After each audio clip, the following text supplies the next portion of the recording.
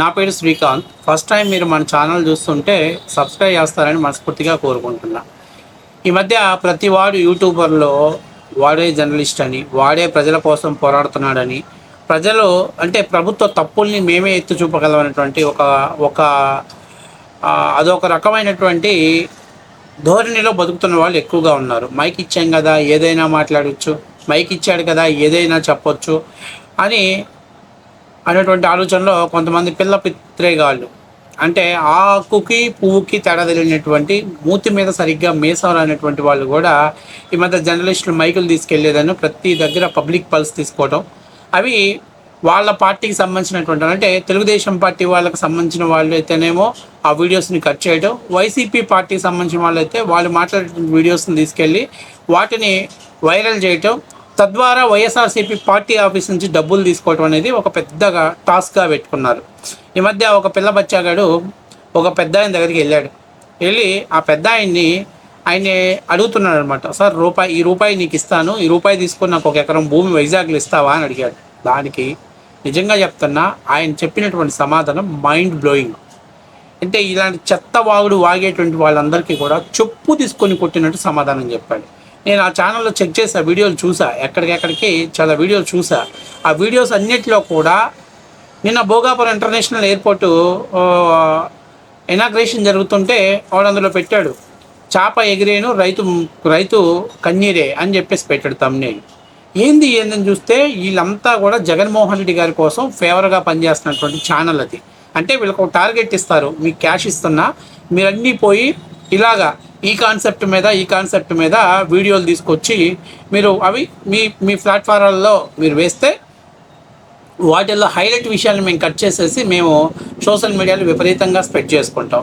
మీరు ఎక్కడికి వెళ్తారో చెప్పండి, కాన్సెప్టు మాదే, అలాగే మేము పేమెంటు మేమే ఇస్తాం, మాట్లాడే మనుషుల్ని మేమే ప్రొవైడ్ చేస్తాం.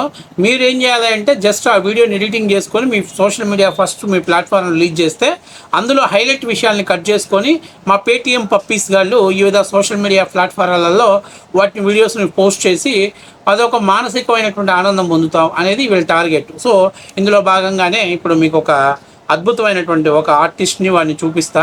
మామూలు కాదు, ఇరగదీశాడు. దీనికే ఇదే స్థాయిలో అతను కూడా బ్రహ్మాండమైన సమాధానం చెప్పాడు ఆ పెద్ద ఆయన. సరే, వీడియో చూసే ముందు మీరందరూ కూడా మన ఛానల్ని సబ్స్క్రైబ్ చేస్తారని మనస్ఫూర్తిగా కోరుకుంటున్నా. ఈ ₹1 తీసుకుని నాకు 1 ఎకరం భూమి ఇవ్వగలుగుతారా? ఇస్తా, చంద్రమండలం మీద ఇస్తా. నీ దగ్గర 1000 కోట్లు ఉండి 1000 మందికి ఉద్యోగ అవకాశాలు కల్పించగలిగితే ప్రభుత్వానికి స్ట్రాంగ్గా రికమెండ్ చేస్తా. ₹1 కొన్న ఎకరం అనేది అందరికి ఎవరు. ఇప్పుడు నేను వెళ్ళి రూపాయి ఇస్తే గవర్నమెంట్ నాకు ఇస్తుందా? నువ్వు వెళ్తే ఇస్తుందా? అంటే నాకున్న ఎలిజిబిలిటీ ఏంటి, నేను పెట్టే పెట్టుబడి ఎంత, దానివల్ల రాష్ట్రానికి కలిగే ఉపయోగం ఏంటి, రాష్ట్రంలో ఉన్న యువతకి ఏమైనా ఉపాధి కలిగే అవకాశం ఉందా, అవన్నీ ఆలోచించిస్తారమ్మా. ఎవరు పడితే వాళ్ళకి ఎవరు. ఆ ప్రభుత్వ విధానాలు అర్థం చేసుకోవాలి ముందు. ₹1 1 ఎకర్ అనేది అందరికి ఇస్తారా? అందరు నీకు వెళ్తే ఇస్తారా? నేను వెళ్తే ఇస్తారా? ఎవరికి ఇస్తున్నారు? ఎవరైతే అంత శక్తి సామర్థ్యాలు ఉండి ₹100 కోట్ల పెట్టుబడి పెట్టి ఇక్కడ ఉపాధి అవకాశాలు కల్పించగలనే నమ్మకం ఉన్న వాళ్ళకి మాత్రమే ఇస్తుంది. అర్థమైందా? అదనమాట. అంటే దీన్ని ఏమంటారంటే ఇక వాడు ఆ మైక్ తీసుకెళ్ళి కింద వాడు గోలో పెట్టుకోవాల్సిందే. ఎందుకంటే చెత్త మాటలు మాట్లాడటం. ₹1 ఇస్తే ఎకరం ఇస్తారా? ₹1 ఎకరా అప్పనంగా అమ్మేస్తున్నాడు, ఊరు పేరు లేని కంపెనీలకు ఇస్తున్నాడు. ఇలాంటివి గతంలో వీటి మీద హైకోర్టుకు వెళ్ళి హైకోర్టులో కూడా కేసులు వేశారు. హైకోర్టు క్లియర్గా చెప్పింది, వాళ్ళు ఇస్తున్నటువంటి కంపెనీలు సూట్ కేస్ కంపెనీలు కాదు, హవాలా కంపెనీలు అంతకంటే కాదు. ఆ కంపెనీలు ఇక్కడ ఇండస్ట్రీలు ఎస్టాబ్లిషన్ చేస్తున్నాయి, ఉపాధి అవకాశాలను కనిపిస్తున్నాయి, రాష్ట్రానికి కావాల్సినటువంటి ఆదాయాన్ని ఉత్పత్తి చేసేటువంటి వనరులా కనిపిస్తున్నాయి. వాళ్ళు ఈరోజు ఒకవేళ ₹1 ఎకరానికి ఇచ్చినప్పటికీ 5-10 ఏళ్ళు చూసుకుంటే భూమి కాస్ట్ను మించిన విధంగా అక్కడ సంపద అనేది సృష్టించబడుతుంది అని చెప్పేసి కూడా న్యాయస్థానాలు చెప్పిన తర్వాత కూడా వీళ్ళకి తోలుమందంగా ఉన్నటువంటి వాళ్ళకి, ఈ పేటీఎం కూలీలకి ఎవ్వరికి అర్థం కాదు. ₹1 ఇస్తే ల్యాండ్ ఎకరం ఇస్తారా? ₹1కి ఇడ్లీ రాదు, ₹1కి ఆయన కూడా మాట్లాడతారు. ఇంకా బహుశా వైసీపీ వాళ్ళకైతే బాగా గుర్తుండదు, ₹1కి కండోమ్ ప్యాకెట్ కూడా రాదు. వాస్తవమే, వాడాల్సింది మీ నాన్నోళ్ళు వాడింటే మీకు ఈ పరిస్థితి ఉండేది కాదు. ఎందుకంటే నేనేం మాట్లాడుతున్నానంటే పాలసీస్ని అర్థం చేసుకోవాలి. ప్రభుత్వం ఎటువంటి పాలసీ పెట్టింది? ప్రభుత్వం రూపాయికి ఎకరం ఇస్తుందంటే ఆ సంస్థలు ఏంటి?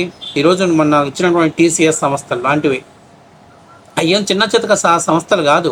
హైదరాబాద్లో ఎంప్లాయ్మెంట్ని క్రియేట్ చేశాయి, అన్ని చోట్ల ఎంప్లాయ్మెంట్స్ క్రియేట్ చేశాయి. అలాగే గూగుల్ డేటా సెంటర్స్ ఇలాగ చాలా కంపెనీస్కి ప్రొవైడ్ చేస్తున్నారు, తక్కువ కాస్ట్లోనే ఇస్తున్నారు. ఇక్కడ ఇవ్వడానికి ప్రధానమైన కారణం ఏంటి? సోర్స్ ఆంధ్రప్రదేశ్లో ఈరోజు పారిశ్రామికంగా అభివృద్ధి చెందాలంటే, మిగతా రాష్ట్రాలతో పోటీ పడాలంటే తప్పనిసరి పరిస్థితి. ఈరోజు వాస్తవ విషయం. ఆర్ఎస్ఎల్ నిపాన్ వాళ్ళకి ఇవ్వడానికి కూడా కారణం అదే. గత 5 ఏళ్లలో మీరు ఏం చేశారు? అమరావతి అనేటువంటి ఒక రాజధాని, దాని ఫలాలని రాష్ట్రమంతా విస్తరించాలనుకున్నారు. మీరు వచ్చారు, 3 రాజధానులు అన్నారు, మొండ మోపించారు. 3 ప్రాంతాలు అభివృద్ధి చెందాలన్నారు, అసలు అభివృద్ధికి 3 లేకుండా చేసేసారు. అంత దరిద్రమైనటువంటి పనులు చేశారు. కాబట్టి ఇక్కడ చాలా ముఖ్యమైన విషయం ఏంటంటే, నేను పోయి 1 ఎకరం రూపాయి ఇచ్చి నాకు 1 ఎకరం ఇవ్వమంటే ఎవరు? లేకపోతే ఇంకోరు పోయి అడిగితే ఎవరు? వాడి కెపాసిటీ ఏంటి, వాళ్ళ స్టామినా ఎంత, వాళ్ళు ఎంత ఎంపవర్మెంట్ని క్రియేట్ చేస్తారు, ప్రభుత్వానికి ఎంత ఆదాయం వస్తుంది, ఎన్నేళ్లలో మనం ఇచ్చినటువంటి ఎకరాలకు ఇచ్చినటువంటి కాస్ట్ని మనం వాళ్ళ దగ్గర నుంచి తీసుకోగలుగుతాం, ఇవన్నీ లెక్కలు వేసుకున్న తర్వాతే ప్రభుత్వం వాళ్ళకి ఇస్తుంది. ఆ సంస్థలు పెట్టకపోతే తీసేస్తారని అనేటువంటి కండిషన్స్ కూడా పెట్టిస్తుంది. ఈరోజు భారతదేశంలోనే 4 విదేశీ పెట్టుబడులు ఒకటి వస్తే 1 విదేశీ పెట్టుబడి ఆంధ్రప్రదేశ్లోకి వస్తుంది. నేను అడుగుతున్న, జగన్మోహన్ రెడ్డి ప్రభుత్వం టైంలో ఎందుకు రాలా? 14 లక్షల కోట్లు విశాఖపట్నంలో ఎంఓయూలు కుదుర్చుకున్నాం అని చెప్పారు. ఏ ఒక్క ఎంఓయూ అయినా కార్యరూపం దాల్చిందా? ఏ ఒక్క ఎంఓయూలోనైనా ఒక కంపెనీ అయినా ఆంధ్ర రాష్ట్రంలో పెట్టుబడి పెట్టిందా? ఫోటోలు దిగారు, ఫోటోలకు ఫోజులు ఇచ్చారు, ఆ ప్రోగ్రామ్స్ని అక్కడితో కండక్ట్ చేశారు. 14 లక్షల ఉద్యోగాలు, 14 లక్షల కోట్లు, 16 లక్షల కోట్లు ఉద్యోగాలు వస్తున్నాయని చెప్పారు. చివరికి ఏమైంది అంటే, కనీసం ఏందిరా మన పరిస్థితి ఏంటంటే, అప్పడాల ఫ్యాక్టరీలు, మామిడి తాండ్రాలు, జీడి పిక్కలు, లేకపోతే ఉప్మా ప్యాకెట్లు, నూడిల్స్ కొట్టు ఇలాంటివి. అంటే ఇక్కడ చిన్న విషయం గుర్తుపెట్టుకోవాలి. ఈ జగన్మోహన్ రెడ్డి తప్ప నేను అనట్లా. మనం కార్యాచరణ అనేది చిత్తశుద్ధి ఉండాలి, కమిషన్ల కోసం పనిచేసే విధంగా ఉండకూడదు అని జగన్మోహన్ రెడ్డి ఆలోచన చేసుకోండి. ఈవెన్ నేను చెప్తుంది అదే. దయచేసి ఎవరికి పెడితే వాళ్ళకి రూపాయి ఇచ్చి మీరు అందరూ ఇండస్ట్రీలు పెట్టమంటే ఇండస్ట్రీలు ఎవరు పెట్టరు. కాబట్టి ఇండస్ట్రీలు పెట్టేటువంటిది వాళ్ళ కెపాసిటీ ఏంటి, వాళ్ళకి ఇచ్చినటువంటి సంస్థల క్యాలిబర్ ఏంటి, వాళ్ళు ఎంత ఉత్పత్తి చేయగలుగుతారు, ఎంత ఎకనామిక్ని రాష్ట్రానికి ఇవ్వగలుగుతారు అనేది పరిగణలో తీసుకున్న తర్వాత, ఎంత ఎంప్లాయ్మెంట్ జనరేట్ చేయగలుగుతారు అనేది పరిగణలో తీసుకున్న తర్వాత ఇస్తారు. కాబట్టి వీళ్ళందరూ ఏం లేదు, ఇలాంటి వీడియోస్ ఎవరైనా నెగిటివ్గా చెప్పినప్పుడు వీటిని తీసుకెళ్ళిపోయి సోషల్ మీడియా ప్లాట్ఫామ్లో సర్క్యులేట్ చేయటం, వాళ్ళ దగ్గర జగన్మోహన్ దగ్గర డబ్బులు తీసుకోవడం, ఇదే పనిగా పెట్టుకున్నారు. చాలా యూట్యూబ్ ఛానల్స్ ఇదే పనిగా పెట్టుకున్నారు.